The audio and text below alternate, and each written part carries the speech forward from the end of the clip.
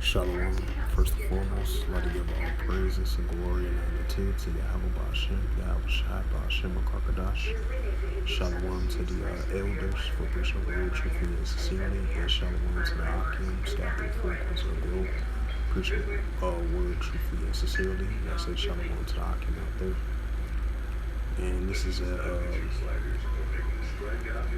we are commemorating of the memorial of blowing of the trumpets from April 15th all the way to August 16th. August 15th sundown until August 16th sundown.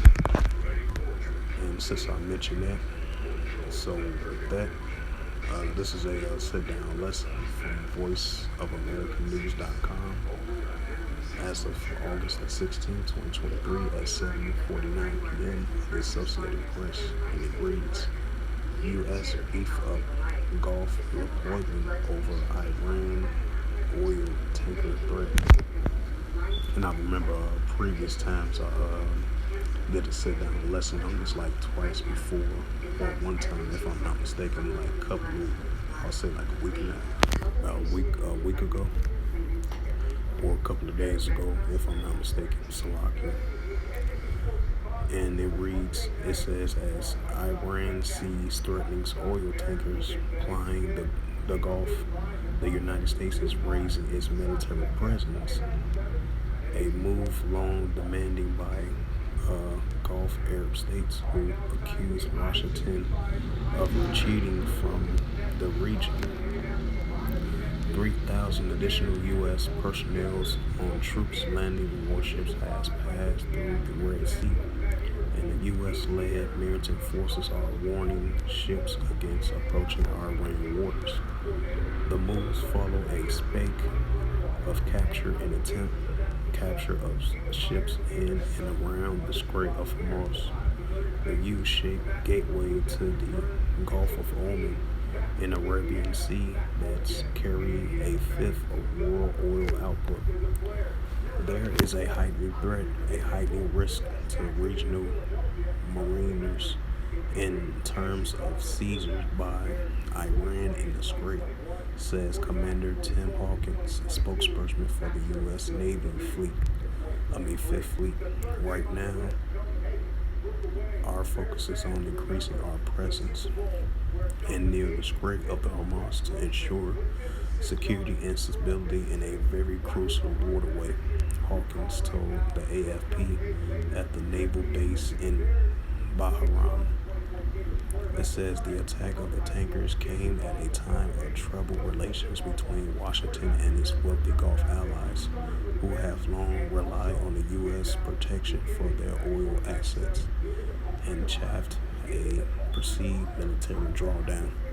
The U.S. military says Iran has either seized or attempted to take nearly 20 international ships in the region in the past 2 years, and definitely from 2019 all the way to now.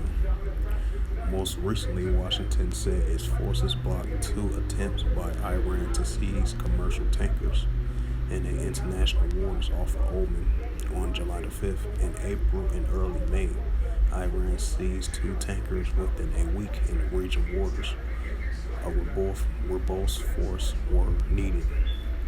On Saturday, a U.S.-led Navy coalition issued an advisory for commercial ships to transit as far away from Iran waters as possible in what Hawkins called a prudent step in the light of recent sieges. Less than a week earlier, 3,000 U.S. Marines and sailors arrived in the Red Sea on board, and the USS Bataan and USS Carrier Hall warships, which carry a ferry troops ashore by aircraft and landing craft.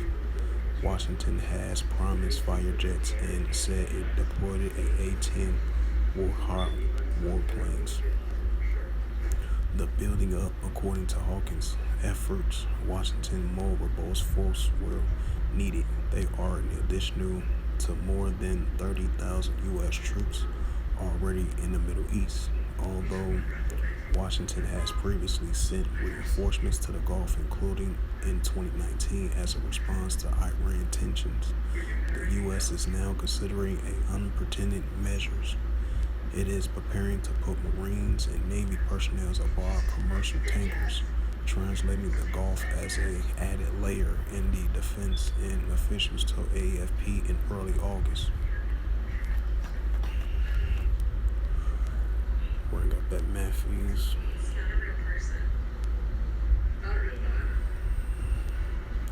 So as we see the tensions between Iran and the United States over there in the Gulf of Oman and the Arabian Gulf of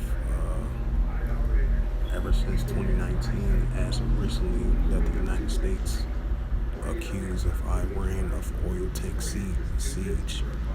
This is so that's just only going to stir tensions up more and more and more between Iran and the United States. This is the book of Matthew, chapter 24, verse 6. And ye shall hear of wars and rumors of wars. See that should be not trouble, for all these things must first come to pass, but the end is not yet. Matthew 24, verse 7, and it reads to the Holy Scriptures from BibleGateway.com, and it reads, for nation shall rise against nation, and kingdom against kingdom. And there shall be famines and pestilence, and earthquakes in diverse places. Matthew 24, 8. And all these are the beginning of sorrows. So with that, hopefully this sit-down lesson was edifying. Even though I recently did a video on this, I guess this was a potential update to this video. As it says again from voiceofamericannews.com, as of August the 16th, 2023 at 7:49 p.m. from the Associated Press. As it says again, U.S. beef up Gulf deployment over Iran oil tanker threat. So with that, I'd like to give all praises and glory and honor to Yahweh, Ba'ashem, Yahweh Shai, Ba'ashem, Akakadash.